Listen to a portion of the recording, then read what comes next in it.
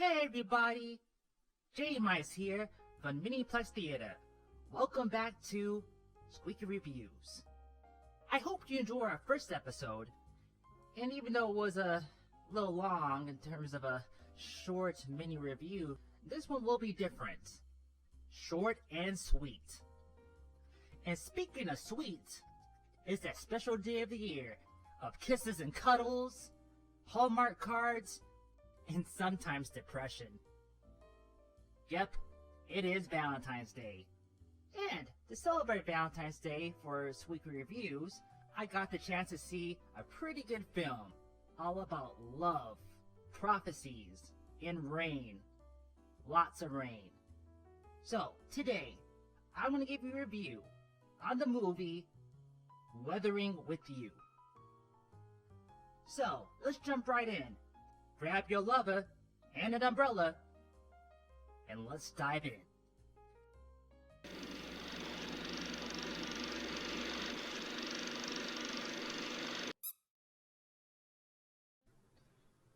The film takes place in Japan, well, like most animes, where it focuses on a high school boy, Hodaka Morishima, who runs away from his island home to the city of Tokyo. To make money, he ends up working for a man named Keisuke Suga, who runs a business in investigating urban legends. But Hodaka's adventure really begins when he meets a girl named Hina. After saving her from a dire event, Hina shows him her special gift, which is her ability to control the weather. Just by praying, she can change an unforgiving rainstorm to a clear sunny day, giving her the title Sunshine Girl. Yeah, if only we had real sunshine girls in places like New York and Chicago right now. They definitely need them.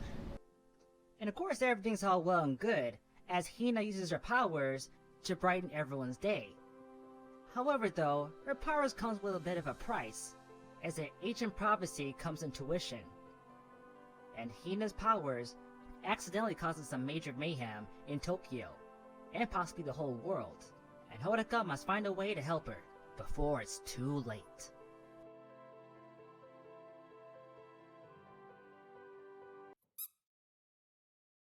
Weathering with You is directed by Makoto Shinkai. Shinkai started his career in animation in his 30s. His first film that he's written, directed, and produced was Voices of a Distant Star in 2002. Him, as well as his wife Miko, also did the voices of the two main characters. And wait, there's more! He animated the entire film by himself on his Apple computer. That takes some mad skills. His talents continue to carry him to other future projects, including 5 centimeters per second, Children Who Chase Lost Voices, The Garden of Words, and his recent most popular film, Your Name, which is actually based off his novel. And just to go back to his early film, Children Who Chase Lost Voices, this whole style is actually based on Studio Ghibli. But it wasn't until he created Your Name when he decided to move away from that kind of style. I can go on and on about his early films, but we're here to talk about Weathering with You. So if you want to know a bit more about his earlier projects, just Google it. Back to the facts. Most animated features at least take about 4 to even 6 years to be produced. However, Makoto was able to make this film in 2 years. This boy is a machine. The inspiration for this film came from Makoto's fascination of climate change and global warming. And compared to his early films, the weather in this one, it seemed to be more aggressive, especially to the film The Garden of Words, which is also a movie about rain. And speaking about rain, the animation on the rain actually takes a lot of time, and I mean a lot of time, as the animators put a lot of detail in each individual raindrop. And speaking of animation, okay, I gotta stop doing that. The process of editing is actually done during the time of their storyboard, which means that the storyboard artist has a really crucial part in making the story presentable and smooth. The bad Radwimps were chosen due to music for Weathering With You. But this is also their second film, as they also worked on the film Your Name during the process of creating the music. Makoto actually sent scripts to them. In return, he received 2 songs, based on their impressions of the concept of the story, as well as the story reels. Like Yin and Yang and Peanut Butter and Cheddar, Radwimp and Makoto was able to make something really, really beautiful. And here's the final behind the scenes fact that I'm pretty sure some of you know if you've seen the film. There are 2 cameo appearances of characters from the film Your Name. I won't spoil anything, but anyone who's a fan of that film will see what I'm talking about. So, what's the gooda on Weathering With You? Well, there are quite a few things I actually really like about this film. Okay, alright, there's a lot of good things I like about this film. It's not just from my PTSD from a certain other kind of film. I hope he gets sprayed. First I gotta mention though is that I am not a big anime fan. Some of my rodent buddies try to get me into all that Japanimation. But I'm just not a big fan of the whole Kamehamehas and high school drama comedy and those magical lollipop girls wrestling octopuses. What I really have to say is that this movie kind of stems away from the typical conventions of an anime. The setting is grounded, kind of. All the characters are relatable, except the one with god powers. And the story does make kind of sense. Okay, well, let's talk about the best thing about this film, and that is the animation. It is just so beautiful and clear. I mean, every single detail is put into everything. I mentioned before that the animation on the rain looks superb, as well as the water effects, and each individual raindrop. Even the food in this film looks appetizing, and less 2D cardboard looking.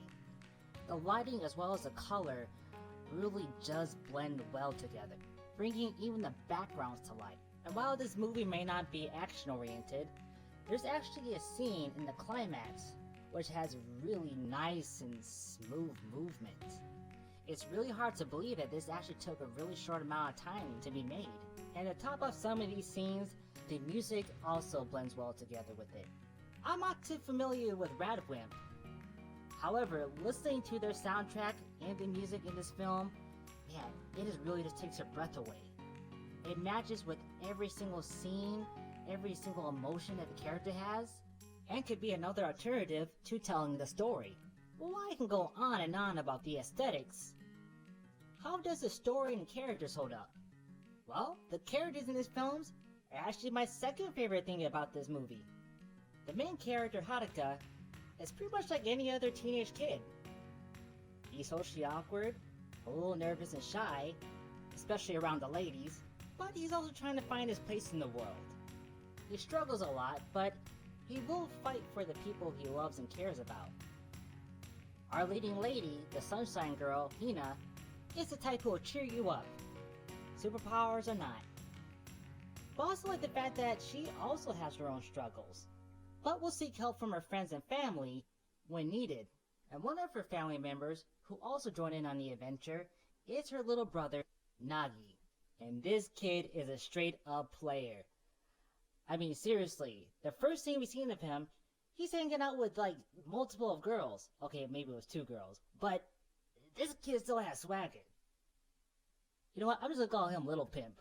The dialogues and interaction between the characters are just really good. I just love the interaction between Little Pimp and Hodoka. Another character I mentioned too before is Keisuke Suga, who is Hodoka's boss and underground rider. Both him and Little Pimp are my favorite characters in this film. When we first get to introduce to Mr. Suga, he comes across as a bit sketchy, you know? And, oh, yeah, he is kind of sketchy. But underneath it all, he is a pretty caring and even fatherly person. Just like all the other characters, he is very human. He's not the most reliable, and he can be a bit skeptical, but he is working to become a better man. His assistant, Natsumi, is also on the list. But she's not drinking beer in her underwear. She's going out to investigate any kind of paranormal activities, Lois Lane style. Well, at least she tries. And she really is passionate about trying to figure out what she wants to do in her life. Even though it wasn't the main focus of the story, I really liked her character. She's flirty, playful, feisty, funny, caring, and passionate. She's my kind of woman. The characters really did intrigue me. Even the background characters had some entertaining moments. Right now you're probably asking, Jay, this is supposed to be a love story. I'm not hearing a love story. Well, there actually kinda is. It's just different from your typical romance film. The connection and bond between Hina and Haruka was very genuine, and most is due to the fact that they're just kids. They are trying to make it into the world, which can be harsh and unfair sometimes. But they keep each other up. Even at the moment of the film where they have nowhere to go and nowhere to turn to, they still stick by one another. The time that the characters spend with one another actually makes them even stronger. You can really feel that in each scene, especially as the story progresses. And whether it's romantic kind of love, or even a familiar kind of love, it seems like each character, including Haruka and Hina, takes the leap of faith. So as you can see, there's a lot of goodies in this film. And there's not a lot of CMs. Very little at all. Well, except for a few things. Maybe more like nitpicky scenes. I mentioned how I like the character of Haruka, who to me is a pretty decent teenage protagonist. But however, there's one thing I just didn't really know about him, and that is his background.